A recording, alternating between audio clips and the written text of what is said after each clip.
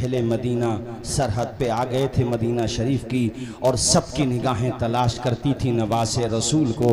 अल्लाह अकबर, कोई आंख ऐसी न थी जिसमें आंसू न हो, कोई दिल ऐसा न था जिसमें आंसुओं का पैमाना न छलक रहा हो। अल्लाह अकबर, हजरत इमाम ज़ैनुल आबिदीन जो इमाम हुसैन के साहबजादे हैं, जिनसे नस्ल हुसैनी चली है, आप जैसे ही मदीना शरीफ पहुंचे हैं तो पहले सीधे अपने घर नहीं गए, बल्कि प्यारे नबी की तुरबते अथर पे गए हैं, आपकी कब्र अथर पे गए हैं, रोज़े पाक पे गए हैं। और जाते ही जैसे ही प्यारे नबी की कब्र पे आपकी निगाह पड़ती है, बेसाख्ता आपकी आंखों से आंसू निकलने लगते हैं, दिल के पैमाने आंखों से छलकने लगते हैं, सब्र का बांध टूट जाता है। कहते हैं नाना जान अपने नवासे का सलाम कबूल कर लीजिए। उसके बाद ऐसी ढारस बंदी है कि मदीने वालों की हिचकियां बन गई थी। अल्लाह अकबर कबीरा। ये वो इमाम ज़ैनुल आबिदीन हैं जो आम तौर पे आम दिनों में भी रोजे से रहा करते थे। हमारे मुसलमानों से तो रमजान के रोजे नहीं रखे जाते, ये वो हैं कि जो आम दिनों में भी रोजा रखा करते थे। और जब वक्त अफ्तार कभी मशकीज़े का ठंडा पानी सामने आ जाता तो आंखों से पानी निकलने लगता था। लोग कहते थे इमाम आप पानी को देख के क्यों रोते हैं? कहते थे मुझे करबला की याद आती है।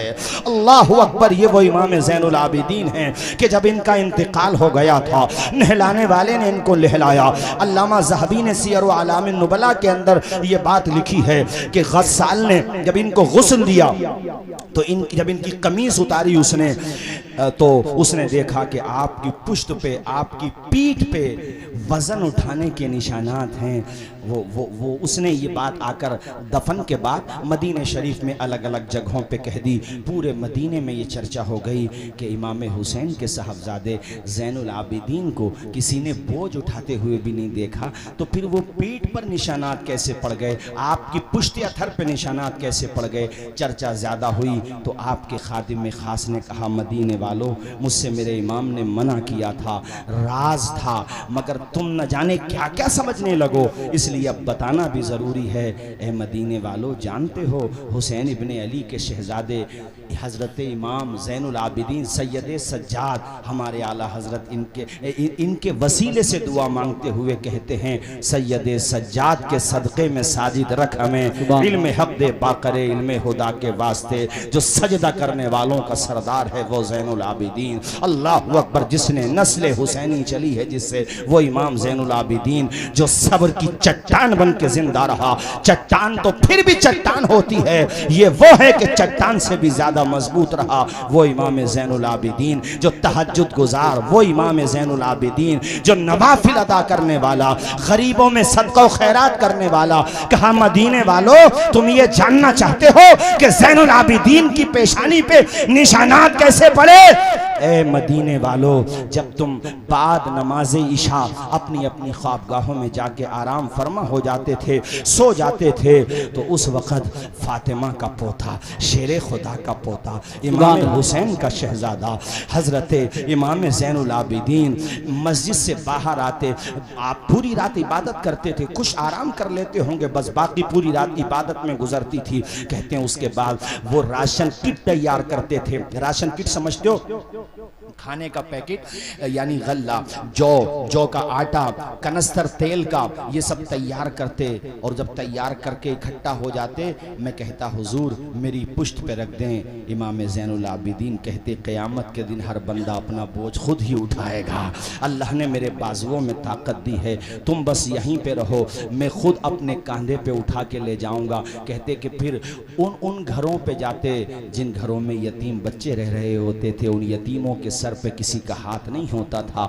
ऐसी बेवा औरतें होती थीं जिन बेवाओं के सर से उनके शौहरों का साया उठ चुका होता था, उनके दरवाजे पे रख के आते, फिर आते और फिर वो लकड़ियों के यानी लकड़ियों को एक जगह कर लेते थे, उन लकड़ियों के बोझ को अपने कांधे पे ईंधन के बोझ को ले जाते। अल्लाह अकबर, मदीने के वो लोग सुबह को जब नमाज फजर के लिए उठते, उनकी आंखें मसरत से नम हो जाती, दुआएं निकलती, अल्लाह इस बंदे को तू आबाद रख जो बंदा हमें बताता भी नहीं है और हमारी जरूरत पूरी करके चला जाता है। इस खूबसूरती से आप मदद करते थे। कहा मदीने वालों वो जो पीठ पे पुष्ट पे निशानात थे वो उसी इमदाद के निशानात थे जो रात के अंधेरे में इमाम किया करता था। ऐ मेरे दीनी भाइयों, ये तरीका अपनाओ हुसैनियत का, इस तरीके से लोगों की मदद किया करो। कारी साहब मुझे आपके पढ़े हुए अशार याद आ रहे हैं। हुस्न अखलाक की अनमोल निशानी दे दो, गम के ठहरे हुए दरिया को रवानी दे दो। तुम हुसैनी हो तो एहसान के मशकीजे से कोई दुश्मन भी अगर मांगे तो पानी दे दो। रूह की प्यास को अखलाक का प्याला दे दो, अपनी किस्मत के अंधेरों को उजाला दे दो। अपने रूठे हुए मौला को मनाना हो अगर अपने हिस्से का पड़ोसी को निवाला दे दो।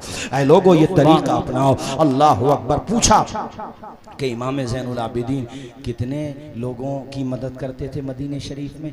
कहा मेरी मालूमात के मुताबिक 100 परिवार यानी 100 परिवार ऐसे थे। परिवार की बात कर रहा हूँ, अफराद कितने बैठेंगे? हर परिवार में अगर आप 5 अफराद भी जोड़ लें औसतन तो 500 अफराद बैठते हैं। फरमाया मेरी मालूमात के मुताबिक सिर्फ मदीने शरीफ में 100 परिवार ऐसे थे जिनके घर का चूल्हा जल रहा था तो इमाम ज़ैनुल आबिदीन की मदद से जल रहा था। जरा हाथ उठा के बोल दो यार एक मर्तबा या हुसैन।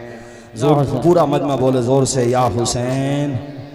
ये इमाम ज़ैनुल आबिदीन, अल्लाहु अकबर कबीरा। और साथियों सुनो, अभी यजीद का जुल्म जो है रुका नहीं है। इसने चूंकि जब ये वाकया हो गया था तो मदीने शरीफ में जिन लोगों ने बैयत कर ली थी उनमें इतना गम और गुस्सा भर गया कि एक शख्स ने, देखो मेरी तरफ देखो, एक शख्स ने अपने पाँव की जूती पाँव से निकाली, हाथ से नहीं, इस तरीके से, और जूती बहुत दूर जाके गिरी।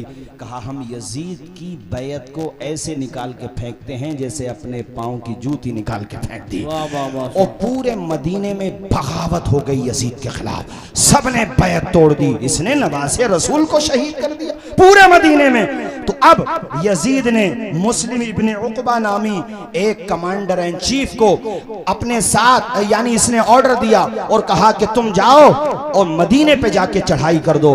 तो उस मुस्लिम इब्ने उक़बा बदबख्त ने 7000 या फिर 4000 फौज के साथ मदीने शरीफ पे जाके हमला कर दिया। वो मदीना कि जिस मदीने में ऊंची आवाज से बोलना बगैर जरूरत के जायज नहीं है, उस मदीने में मस्जिद नबवी में इन जालिमों ने घोड़े बांधे, घोड़े माज़अल्लाह, जहां पर जन्नतुल बकी है वहां पे घोड़े बांधे। अभी मैं सऊदी हुकूमत के हवाले से मैं देख रहा था कि वहां पे कोई उनका खास प्रोग्राम था, तो उस जमाने में सवारी के लिए घोड़े इस्तेमाल होते थे, आज गाड़ियां इस्तेमाल होती थी। तुमने जो किताबों में पढ़ा था आज माथे की आंखों से देख लिया। रोज़े रसूल के पास फॉर्च्यूनर गाड़ियां घुमाई जा रही हैं, जहां के बारे में कुरान ने कहा मेरे महबूब के दरबार में अपनी आवाज ऊंची ना करो वरना अमाल बेकार हो जाएंगे। ये कैसा दरबार है? अरे इमाम अहले सुन्नत से पूछो, आला हजरत कहते हरम की जमीन और कदम रख के चलना अरे सर का मौका है ओ जाने वाले। सुभान अल्लाह, ये ऐसी जगह है और यजीदी फौज ने यहाँ पे घोड़े बांधे। वो लोगों 7000, तवज्जो से सुनिएगा, 7000 सहाबे ने, 7000 या 700, थोड़ा सा मुझे कंफ्यूजन हो रहा है यहाँ पे, चूंकि वीडियोस भी लगी बन रही हैं तो कोई बात गैर जिम्मेदाराना ना हो। बहरहाल इतना कह लीजिए कि बड़ी तादाद में सहाबे किराम को शहीद किया गया। अल्लाह अकबर कबीरा। मैं आपको क्या बताऊं, अल्फाज नहीं मेरे पास उस मंजर को बयान करने के लिए। एक अजीम ताबई है, नाम है उनका सईद इब्ने मुसय्यब। वो वहीं पे ऐसे ही पागलपन का, वो पागल नहीं थे मगर वो यजीदी फौज को वो ये चाहते थे कि मस्जिद नबवी में आज़ान तो होती रहे। इन जालिमों ने घोड़े बांध दिए हैं, आज़ान भी बंद हो गई है, 3 दिन हो गए हैं मस्जिद नबवी में जमात से नमाज नहीं हुई है, तो ऐसा ना हो कि नमाज ही ना हो। इसलिए वो पागल बन के वहां पे यानी दिखावे के लिए उनको भी यजीदियों ने गिरफ्तार कर लिया, मगर जब उन्होंने इस तरह की हरकतें की तो कह रही तो पागल है, इसको छोड़ दो। अब यहाँ तो मैं मिशकात शरीफ की एक हदीस शरीफ सुनाता हूँ, जिसे हवाला न मिले वो मुझसे आकर के पूछ ले। वो कहते हैं कि जब कोई भी नमाज पढ़ने, चूंकि वहां पे हालात ऐसे बना दिए गए थे, 3 दिन तक कुछ भी नहीं हो रहा है, न अजान हो रही है न जमात हो रही है। कहते मैं अकेला नमाज पढ़ता था, अकेला अजान दे लिया करता था। कहते हैं मैंने अपने कानों से सुना, रोज़े मुस्तफा से अजान की आवाज आया करती थी। ये मिशकात शरीफ मैंने किताब का हवाला दिया, सारे मकातिबे फिक्र में ये किताब उनके वहां पे दाखिल है निसाब में। ओ यार, इसीलिए तो बरेली का ताजदार कहता है तू जिंदा है वल्ला, तू जिंदा है वल्ला, मेरे चश्मे आलम से छिप जाने। सुभान अल्लाह। नारे तकबीर, नारे रिसालत, नारे हैदरी, नारे गौसियत, मसलके आला हजरत उलमाए अहले सुन्नत मौलाना तौसीफ रजा साहिब किबला। कारी साहब तवज्जो के साथ सुनिए। अच्छा माशाल्लाह, मैंने ध्यान नहीं दिया माशाल्लाह। और उनकी मोहब्बत देखिए आप। मैं इनसे मिलने गया दिल्ली में, तो मेरे साथ कुछ मेहमान भी थे, अहबाब भी थे। भाई इतनी इन्होंने मेहमान नवाजी की, इतनी मोहब्बत से नवाजा। और माशाल्लाह अपने संबल में रेलवे वाला भी मैटर उन्होंने उठाया। उस सब की तरफ में बाद में ज़रा पहले इसको वाक़े को मुकम्मल कर लें इंशाअल्लाह। फिर मैं थोड़ा सा ज़ियाउर रहमान साहब की तरफ से भी इसलिए कहूँगा कि ये ना सोचो कि ये सिर्फ सियासी लीडर हैं, बग़ैर पॉलिटिक्स और बग़ैर सियासत के आपकी किस्मत के फैसले नहीं होते हैं जमहूरियत और डेमोक्रेसी में। इसलिए हमें पूरी उम्मीद है कि जिस तरह से बर्क साहब जब बोलते थे पार्लियामेंट में, मुझे उनके वो अशार बार बार याद आते हैं। अभी क्या है एक बूंद को तरसेगा मैं खाना, जो अहले ज़र्फ़ के हाथों में माने नहीं आए। उसी अंदाज में हमारे ज़ियाउर रहमान बर्क साहब भी बोले हैं और बहुत अच्छे अंदाज में बोले हैं। मालिक इनको हुसैनियत का सच्चा जज्बा अता फरमाए, हुसैनियत का सच्चा हौसला अता फरमाए। अल्लाह ताला ने जिस तरह इनके दादा को जुर्रत, बहादुरी और हिम्मत अता फरमाई थी, हमने वो रंग उनके पोते में भी देख लिया है माशाअल्लाह। और हमें उम्मीद है कि उसमें बरकत ही होती रहेगी, हौसला आता ही रहेगा। जालिम की उम्र बहुत कम होती है, जालिम वहाँ का हो या कहीं का भी हो, बस समझते रहिए मेरी बात को। सुनो, उक़बा इब्ने मुस्लिम ने एक बूढ़ी के नौजवान लड़के को पकड़ लिया, यानी ज़ईफ़ा औरत थी वो, नौजवान लड़के को पकड़ लिया। अब माँ होती है, देखो मेरी तरफ देखो, वो अपना आंचल फैला के मुस्लिम इब्ने उक़बा जो यजीद ने भेजा है मदीने पे हमला करने के लिए, ऐसे दामन फैला के कहती है, ए मुस्लिम इब्ने उक़बा मेरे बच्चे को माफ़ कर दे, मेरे बुढ़ापे का सहारा है, ज़िंदगी भर की कमाई है, पूरे घर का खर्चा इससे चलता है। ए जालिम, तो इसे छोड़ दे, जो चाहे मुझे सज़ा दे दे, मेरे बच्चे का क्या कसूर है। तो उसने देखो, उसने सामने खड़ा किया और फिर उसने गर्दन पे तलवार मारी और वो जवान लड़का जो था शहीद हो गया। फिर उसके सर को इस औरत के, वो जैसे दामन फैलाई हुई थी ना, उस दामन में डाल दिया और कहा, ये गनीमत नहीं समझती कि हमने तेरी ज़िंदगी को माफ़ कर दिया है, तेरी ज़िंदगी को बख्श दिया है। जालिम जब जुल्म करता है ना, तो इसी तरह से जुल्म करता है। जुल्म तो हमारे और आपकी निगाहों के सामने हैं, मगर याद रखो सुबह मगरूर को वो शाम भी कर देता है, शोहरतें करके ख़त्म गुमनाम भी कर देता है। वक्त से आंख में लाने की हिमाकत न करो, वक्त इंसान को नीलाम भी कर देता है। वक्त का पहिया कब बदल जाए, हालात कब बदल जाए पता नहीं चलता है। अब से 6 महीना पहले बांग्लादेश में जिस शेख हसीना का सिक्का चला करता था, सर छुपाने को जगह नहीं मिल रही है दुनिया में। ये कादिर मुतलक है, पूरी दुनिया का मालिक वो है, संसार की रचना करने वाला रचयिता वो है। वो सिर्फ इंसान को मोहलत देता है। असल में पावर अगर किसी के पास है तो वो रब्बुल आलमीन के पास है, उसके अलावा कोई मालिक हकीकी नहीं है, वो सिर्फ मोहलत देता है। ऐ लोगो, उस औरत के दिल से जो हाय निकली, उसने कहा, मुस्लिम इब्ने उक़बा मेरी हाय लगेगी, तू इस मिशन में नाकाम होगा। और सुन, मैं तेरे सामने कसम खाती हूं कि मेरे रब ने अगर मुझे ताकत दी तो मैं तेरी लाश को जलाऊंगी, तेरी लाश में आग लगाऊंगी। एक दुखी माँ की निकले हुए ये जुमले थे। उसने कहा अरेस्ट करो, फौजियों ने कहा अरे यार ये तो देख वो औरत है, उसका बच्चा, तूने कत्ल कर दिया, इग्नोर कर, जाने दे इस औरत को। वो औरत डरी नहीं। ये औरत भी जब बहादुरी पे आ जाए ना, तो मेरे साथियों फिर कहानियां पढ़ो तुम सहाबियात की, दास्तानें पढ़ो सहाबियात की। ये औरत जब बहादुरी दिखाती है तो ऐसी बहादुर माओ की कोख से सलाहुद्दीन अय्यूबी जन्म लेते हैं। ऐसी बहादुर माओ की कोख से अल्लामा किफायत अली काफी, अल्लामा फजल हक खैराबादी जन्म लेते हैं।